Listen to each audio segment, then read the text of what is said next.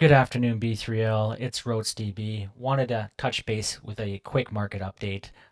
Lots going on in the markets. Wanted to get you up to date. First off, we're seeing volumes climbing and bouncing from recent lows.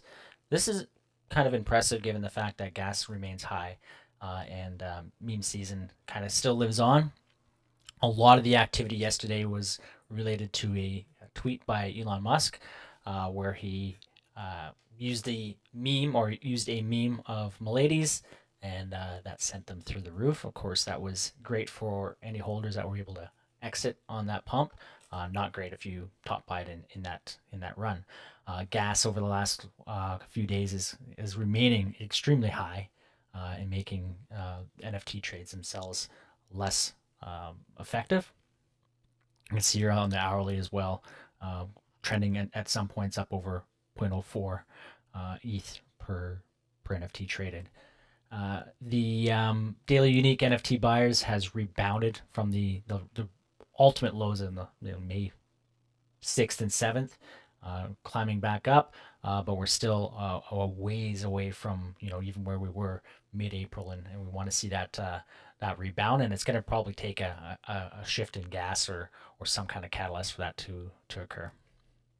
Blue chip 90-day index down significantly. We've seen a lot of projects starting to decline pretty significantly in floors recently.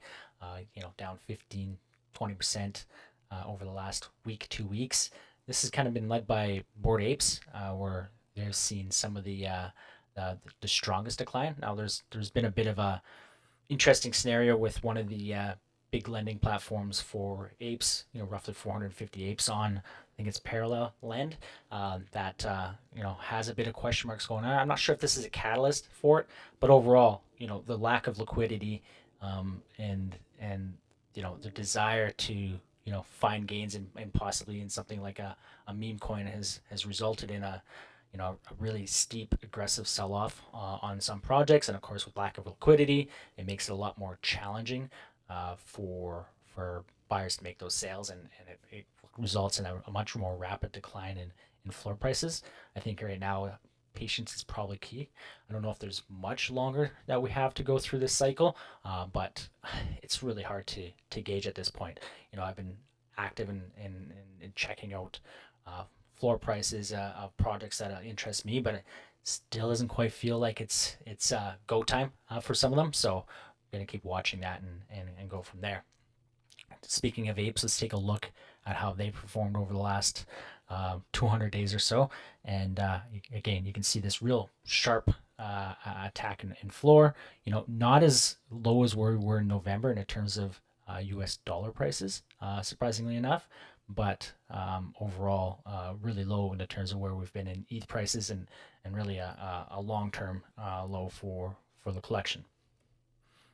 And again, here you can see the floor price reaching 40 ETH, and maybe dips below that 40 ETH here in the next a few days.